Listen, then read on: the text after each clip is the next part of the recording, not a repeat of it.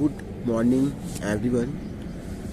मैं अनुराग मरावी। दोस्तों, अभी जस्ट मैंने yoga, meditation and breathing exercise complete करने के बाद आज का जो वीडियो टास्किंग करने जा रहा हूँ, आज मेरा 51 डेज है वीडियो टास्किंग का। दोस्तों, आज मैं एक स्टोरी बताऊंगा माइकल फिलिप्स का।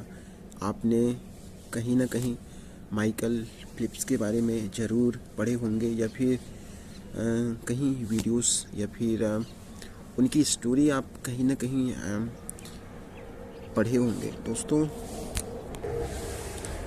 जो माइकल फिलिप्स हैं वो एक स्विमर थे, तैराकी थे और वो वर्ल्ड का बेस्ट तैराकी थे। और उन्होंने एक चैलेंज लिया था कि मैं इस साल का सारा गोल्ड है वो मैं अपने नाम करूँगा। दोस्तों, अगर कोई भी इंसान, अगर कोई भी मीडिया या फिर कॉन्फ्रेंस में आकर अगर ये कहते कि इस साल का पूरा जो मेडल है वो मैं ही लूँगा, मैं ही जीतूँगा, तो सोचिए आप ये सोच सकते हैं कि वो किस इस तरह का वो प्रैक्टिस करेगा, मेहनत उनकी रहेगी। दोस्तों, ऐसे ही हुआ, लेकिन अचानक से माइकल फिलिप्स के साथ एक हादसा होता है और उनका एक रोड एक्सीडेंट में उनके एक साइड का जो हाथ है वो पूरी तरह फ्रैक्चर हो जाता है। और वो फ्रैक्चर होने की वजह से वो उस स्विमिंग से कुछ देर तक डीमोटिवेट हो जाते हैं।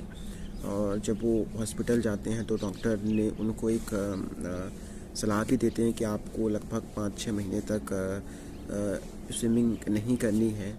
लेकिन उन्होंने बोला है कि नहीं, मुझे तो सारे का सारे गोल्ड मेडल अपने नाम करना है।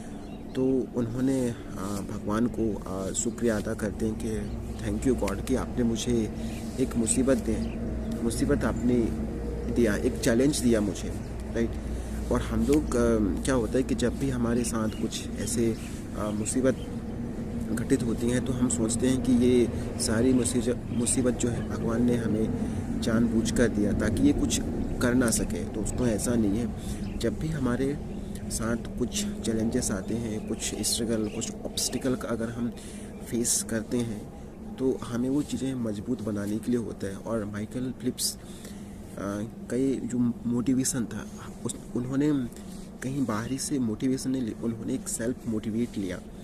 और उन्होंने बोले कि चलो अच्छा है कि अब तक मैं एक हाथ से ही स्विमिंग कर रहा था, अब मैं पैर से स्विमिंग करूँगा। और उन्होंने मतलब डेली उन्होंने 15 घंटे स्विमिंग किया। तो उन्होंने क्या किया कि दोनों हाथों को उन्होंने बांधकर ओनली पैर से ही उन्होंने स्विमिंग अपनी स्टार्ट कर दी। सोचो उन्होंने मतलब किस तरह का जो प्रैक्टिस उन्होंने करी रही होगी। और कल जब मैंने उनकी स्टोरी पढ़ी, उनकी जो बायोग्राफी मैंने पढ़ी, तो मुझे बहुत थोड़ा इमोशनल हो गया कि मतलब कितनी मेहनत उन्होंने करी रही होगी। और दोस्तों, फिर उन्होंने 15 घंटे तक डेली पैरों से प्रैक्टिस किया और लगभग 6-7 महीने तक उन्होंने पैर से ही प्रैक्टिस किया था। और धीरे धीरे क्या हुआ कि हाथों से जो तैरने के कंपेयर में उनके पैरों की जो स्पीड है तैरने की वो ज़्यादा हो गई। और फिर वो सोचने लगा कि अगर मैं, जब वो ठीक हो गया, मतलब उनके हाथ जो फ्रैक्चर हुआ था वो भी ठीक हो गया, तो अब वो सोचो उनके पास तो दुगनी ताकत हो गई ना। और ऐसे हुआ जब उस साल जब स्विमिंग का जो भी वहाँ पर ओलंपिक्स होते हैं उनमें उन्होंने पार्टिसिपेट किया, तो वो सबसे ज़्यादा गोल्ड मेडल जीतने वाला स्विमर बने। तो दोस्तों, उनसे हमें ये सीखना चाहिए कि हमें कभी हमारे जीवन में अगर कुछ मुसीबत आती हैं, कुछ चैलेंज आती हैं, तो अपने को मजबूत करने के लिए होते हैं, अपने को एक लेवल अप करने के लिए होते हैं। अगर वो भी ऐसी हार मान जाता, अगर उन्होंने 5-6 महीना अगर प्रैक्टिस करना बंद कर देता, तो वो शायद है कि जो चैलेंज उन्होंने एक कॉन्फ्रेंस और वो पूरी दुनिया को उन्होंने बता दिया कि मैं इस साल का सबसे ज़्यादा गोल्ड मेडल लेके जाने वाला हूँ, तो वो वैसे नहीं होता। और उसके लिए उन्होंने बहुत कड़ी मेहनत उन्होंने करी, और वो उस साल का सबसे ज़्यादा गोल्ड मेडलिस्ट, और उन्होंने खुद का ही रिकॉर्ड उन्होंने ब्रेक किया। दोस्तों, ये स्टोरी आपको कैसे लगी आप मुझे कमेंट बॉक्स में ज़रूर बताइए।